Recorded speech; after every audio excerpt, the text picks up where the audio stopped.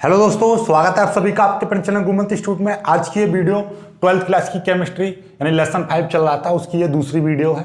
इसमें आज हम टॉपिक क्लियर कराएंगे आपका भौतिक अधिशोषण क्या होता है, रासायनिक अधिशोषण क्या होता है, इन दोनों में अंतर, ये इनकी परिभाषाएं, क्योंकि ये बोर्ड के हिसाब से वेरी मोस्ट इंपॉर्टेंट टॉपिक है, ये कई बार आ चुका है। ठीक है, तो स्टार्ट करते हैं। भौतिक अधिशोषण और रासायनिक अधिशोषण दोनों को समझते हैं।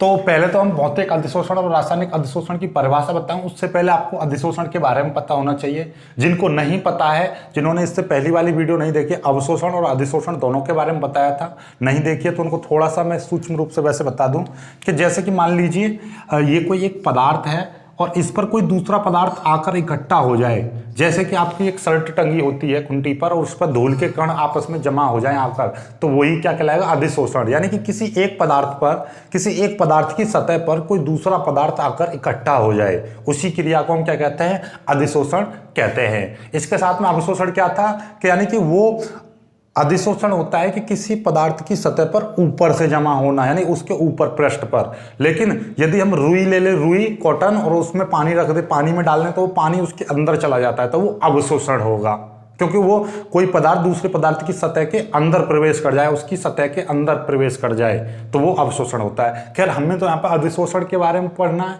अधिशोषण के प्रकार। ये अधिशोषण के प्रकार में आता है भौतिक अधिशोषण और रासायनिक अधिशोषण। तो अब अधिशोषण समझ में आ गया कि किसी एक पदार्थ की सतह पर कोई दूसरा पदार्थ जमा हो जाए। शर्ट पर धूल के कण जमा हो रहे हैं तो वो अधिशोषण। प्लेटिनम की छड़ पर हाइड्रोजन जमा हो रही है तो वो अधिशोषण। क्लियर है बात। रंगाई कर रहे हो, दीवार पर आपने कलर कर दिया तो दीवार की सतह पर आपने क्या कलर जमा कर दिया, तो वो क्या, अधिशोषण। ठीक है, तो अधिशोषण समझ में आ गया। अब ये भौतिक अधिशोषण क्या है। अधिशोषण तो प्रकार है, जैसे अब हमने देखिएगा ये शर्ट है और शर्ट पर धूल के कण जमा हो रहे हैं, ये क्या है, धूल के कण।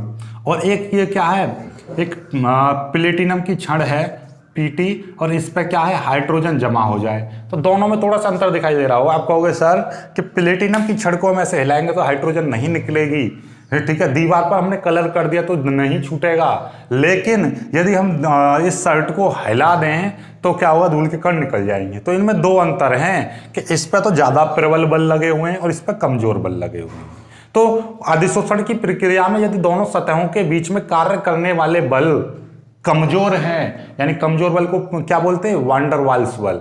तो वांडर वाल्स बल हैं तो वो अधिशोषण भौतिक अधिशोषण कहलाता है। और यदि अधिशोषण की प्रक्रिया में अणुओं की सतहों के बीच कार्य करने वाले बल बहुत प्रबल बल है। बहुत प्रबल का मतलब प्रबल सहसंयोजक बल, जब प्रबल सहसंयोजक बंद बल हैं तो वह अधिशोषण रासायनिक अधिशोषण कहलाता है। क्लियर होगी बात। दोनों अधिशोषण समझ में आ गए यार, कि एक अधिशोषण जिसमें कमजोर बल होंगे वो भौतिक अधिशोषण, और एक अधिशोषण जिसमें प्रबल बल पाए जाएंगे, मजबूत बल पाए जाते हैं, वो रासायनिक अधिशोषण। तो ओवरऑल परिभाषा कैसे बनाओगे, अधिशोषण की प्रक्रिया जिसमें सतहों के बीच कार्य करने वाले बल कमजोर हैं, अर्थात वांडर वाल्स बल हैं, तो वह अधिशोषण भौतिक अधिशोषण कहलाता है। और यदि सतहों के बीच, दो अणुओं की सतहों के बीच कार्य करने वाले बल मजबूत हैं, अर्थात प्रबल सहसंयोजक बंद बल हैं, तो वह अधिशोषण रासायनिक अधिशोषण कहलाता है। क्लियर होगी बात। अब आपसे कोई चलते फिरते पूछ ले कि भाई भौतिक अधिशोषण और रासायनिक अधिशोषण में हमें कोई एक अंतर बता दे या भौतिक अधिशोषण को समझा दे, तो आप कहोगे सर कि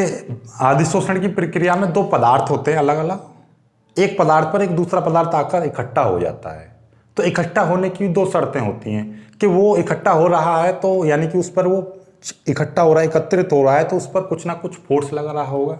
जैसे कि ये धूल के कण इस शर्ट पर जमा हो रहे हैं तो इस पर कोई ना कोई फोर्स लग रहा है, तभी तो धूल के कण उस पर जमा हो रहे हैं। ठीक, तो ये जब धूल के कण जमा हो रहे हैं तो इस पर दो कंडीशन है, या तो हो सकता है इनके बीच में कमजोर बल लग रहे होंगे या प्रबल बल। तो एक पदार्थ पर दूसरा पदार्थ आकर इकट्ठा होता है तो उनकी सतहों के बीच कार्य करने वाला बल कमजोर है, कमजोर बल है, अर्थात वांडर वाल्स बल हैं, तो वह अधिशोषण भौतिक अधिशोषण कहलाता है। और यदि दो पदार्थों की सतहों के बीच कार्य करने वाला बल अधिशोषण की प्रक्रिया में दोनों पदार्थों की सतहों के बीच कार्य करने वाला बल प्रबल बल है, प्रबल बल लिख दीजिए, या प्रबल सहसंयोजक बंद बल लिख दीजिए, या प्रबल सहसंयोजक बल लिख दीजिए, है तो वह अधिशोषण रासायनिक अधिशोषण कहलाता है। रासायनिक अधिशोषण क्या? कि दोनों सतहों के बीच कार्य करने वाला बल प्रबल है, अर्थात प्रबल सहसंयोजक बंद बल है या प्रबल सहसंयोजक बल है, तो कार्य करने वाला बल तो वह प्रक्रिया क्या कहलाती है? ऐसा अधिशोषण रासायनिक अधिशोषण कहलाता है। क्लियर हो गया?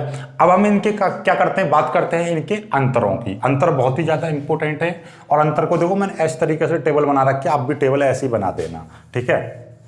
अब देखिएगा, दो तरीके हमने, एक तो बलों की प्रकृति के आधार पर, देखो अंतर की मैंने पॉइंट व्यू बना दिए हैं। वैसे टेबल में आप ऐसे लिखना चाहो ऐसे लिख देना, कोई दिक्कत नहीं है। कि भौतिक अधिशोषण की प्रकृति, यानी भौतिक अधिशोषण में कार्य करने वाले बल दुर्बल वान डर वाल्स बल होते हैं, और रासायनिक अधिशोषण में कार्य करने वाले बल कैसे होते हैं? प्रबल सहसंयोजक बंद बल होते हैं। इसमें कह दिए, इसमें कमजोर बल होते हैं, इसमें प्रबल बल होते हैं। पहला अंतर समझ में आ गया। भौतिक अधिशोषण में कैसे दुर्बल बल होते हैं, रासायनिक अधिशोषण में प्रबल बल होते हैं। प्रबल बल कौन से होते हैं? सहसंयोजक बंद बल, जो सहसंयोजक बंद से जुड़ जाते हैं, यानी उनके बीच में सहसंयोजक बंद उत्पन्न हो जाता है। विशिष्टता, ये विशिष्ट नहीं होते हैं, अर्थात इनमें कोई विशिष्टता नहीं होती है, अर्थात ये अविशिष्ट होते हैं। रासायनिक अधिशोषण ये अत्यधिक विशिष्ट होता है, समझ रहे हो। रासायनिक तो भैया बंद बनेंगे तो वो अपने आप में विशिष्ट ही होगा। जैसे हाइड्रोजन की छड़, वो प्लेटिनम की छड़ पर हाइड्रोजन जमा हो रहा है, तो कोई ना कोई फोर्स लग के सहसंयोजक बंद बना के वो चिपक जाते हैं। अब बात कर लेते हैं उत्क्रमणीयता। भौतिक अधिशोषण उत्क्रमणीय होता है, रासायनिक अधिशोषण उत्क्रमणीय नहीं होता है। उत्क्रमणीय का मतलब शर्ट पे से धूल हिलाई, फिर टांग दी, फिर से धूल आ गई। लेकिन ऐसा इस पे हाइड्रोजन की जो प्लेटिनम की छड़ है, उससे हाइड्रोजन को ऐसे झटकने से ना तो निकलेगी और ना वो, मतलब इसलिए ये कैसा है आपका अनुत्क्रमणीय। अनुत्क्रमण का मतलब एक ही दिशा में चलता है, ये दोनों दिशाओं में संपन्न हो जाता है, यानी हट जाएगा फिर से आ जाएगा। लेकिन ये ऐसा नहीं होता है। अवशोषण ऊष्मा, अवशोषण ऊष्मा के बारे में बताएंगे, पहले समझे। अवशोषण ऊष्मा यानी भौतिक अधिशोषण की अवशोषण ऊष्मा बहुत कम होती है, और रासायनिक अधिशोषण की अवशोषण ऊष्मा अधिक होती है। इसकी अधिशोषण ऊष्मा की यदि बात करूं तो 40 किलो जूल प्रति मोल या मोल इनवर्स के लगभग होती है। प्रति मोल का मतलब मोल ऊपर जाएगा तो मोल इनवर्स, या इसकी लगभग 400 किलो जूल मोल इनवर्स के लगभग होती है। आगे देखिएगा ताप। ताप की यदि मैं बात करूं तो ताप वृद्धि होने पर भौतिक अधिशोषण में क्या होती है? कमी होती है। ताप जैसे जैसे बढ़ाते जाएंगे भौतिक अधिशोषण क्या होता जाएगा? कम होता जाएगा। और रासायनिक अधिशोषण, तो ताप वृद्धि करने पर रासायनिक अधिशोषण में पहले तो वृद्धि होगी, और बाद में जैसे जैसे और ताप बढ़ाते जाओगे वैसे वैसे उसमें कमी होती जाती है। ठीक है, आगे की बात करें, सक्रियण ऊर्जा। भौतिक अधिशोषण की सक्रियण ऊर्जा शून्य होती है, रासायनिक अधिशोषण की सक्रियण ऊर्जा अधिक होती है। अब बात करते हैं अवशोषण की गति, यानी कि ये अवशोषण और अधिशोषण, अवशोषण नहीं अधिशोषण की गति, यानी कि इसकी गति कैसे होती है। भौतिक अधिशोषण की यदि मैं गति की बात करूं तो ये बहुत तीव्र होती है, और रासायनिक अधिशोषण की यदि गति की बात करूं तो ये तीव्र या मंद, दोनों में से कोई भी एक हो सकती है। डिपेंड करती है कि वो कौन सी छड़ ले रहे हैं, कौन सी पदार्थ ले रहे हैं, कौन कौन से पदार्थ में कैसे क्रिया हो रही है। घटना, ये सामान्य तापों पर, यानी भौतिक अधिशोषण किसी भी ताप पर हो जाता है, सामान्य तापों पर भी हो जाता है। और रासायनिक अधिशोषण के लिए बात करें तो ये मुख्यतः उच्च तापों पर होती है, या कहें तो विशेष तापों पर। कोई भी अभिक्रिया जो होगी, क्योंकि ओवरऑल ऐसा समझिए रासायनिक अधिशोषण एक अभिक्रिया के द्वारा संपन्न होता है, ये नॉर्मल हो जाता है। जैसे शर्ट पर धूल जम गई, लेकिन प्लेटिनम की छड़ पर हाइड्रोजन वो कोई क्रिया करेगी, तो इसमें एक ताप का यानी विशेष ताप का होना अनिवार्य है। इसमें विशेष ताप का होना कोई अनिवार्य नहीं है। ये सामान्य तापों पर हो जाती है, ये सामान्य तापों पर मतलब उच्च तापों पर होती है, विशेष तापों पर होती है। तो आई होप कि ये जो आपका भौतिक अधिशोषण और रासायनिक अधिशोषण बहुत ही अच्छे से समझ गए होंगे आप। ठीक है, अब बात कर लेते हैं, मैंने एक वर्ड यहाँ पे यूज किया था, अवशोषण ऊष्मा। पहली बात तो ये अवशोषण नहीं है, अधिशोषण कर लीजिए। यहां पर क्या कर लीजिए? अधिशोषण। ठीक है, ये अधिशोषण कर लेना, ये थोड़ी सा मिस्टेक है इसमें, अधिशोषण। ठीक है, अब अधिशोषण इसमें आ जाती है, और अधिशोषण ऊर्जा या अधिशोषण एंथैल्पी, इस तरीके से हम इसकी परिभाषा को बनाते हैं। देखिएगा, जैसे कि मान लीजिए ये कोई शर्ट है, सर्ट, और इस पर कोई धूल के कण आपस में आके जमा हो रहे हैं। धूल के कण यहाँ पे क्या है, जमा हो रहे हैं। तो यानी किसी एक पदार्थ पर दूसरा पदार्थ आकर इकट्ठा हो जा रहा है, उसकी सतह पर इकट्ठा होता है, तो इस क्रिया को अधिशोषण कहते हैं। तो अधिशोषण में जो पदार्थ आकर जमा हो रहा है इसको बोलेंगे अधिशोषित। अधिशोषित। और जिस पदार्थ पर यह जमा होता है वो अधिशोषक। अधिशोषक यानी जिस पदार्थ पर, यानी सर्ट क्या है, मेरे हाथ पर धूल जमा हो जाए तो हाथ मेरा अधिशोषक कहलाएगा और जो धूल के कण हैं वो अधिशोषित कहलाएंगे। क्लियर है। तो अब इसकी हम परिभाषा बनाएंगे, अधिशोषण की परिभाषा बनाएंगे, यानी कि ये धूल के कण कितने ले लूँ, 1 मोल ले लूँ। तो 1 मोल और इस अधिशोषक पर जमा होगा तो उसमें कुछ ना कुछ ऊर्जा उत्पन्न होगी, उत्पन्न ऊर्जा या ऊष्मा को ही हम क्या कहते हैं, अधिशोषण ऊर्जा या अधिशोषण एंथैल्पी कहते हैं। तो क्या परिभाषा बनी कि अधिशोषक की सतह पर 1 मोल अधिशोषित की अधिशोषण प्रक्रिया में, और ये पूरी प्रक्रिया क्या कहलाएगी, अधिशोषण कहलाती है। अधिशोषण कहलाती है।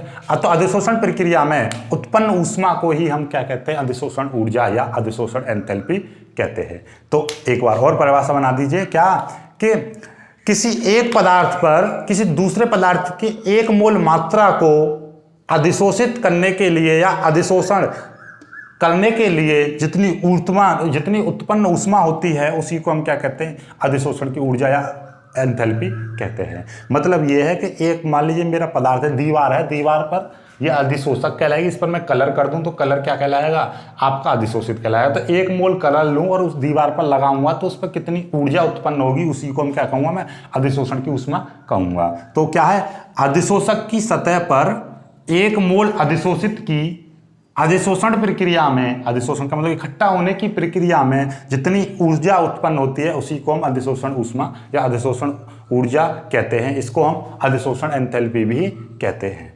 क्लियर होगी बात। बस यही है। आई होप कि ये वाला भौतिक अधिशोषण, रासायनिक अधिशोषण और अधिशोषण ऊष्मा क्लियर हो गई है आपको। ठीक है। वीडियो को लाइक करना, अपने दोस्तों तक शेयर करना और चैनल को सब्सक्राइब जरूर कर लेना।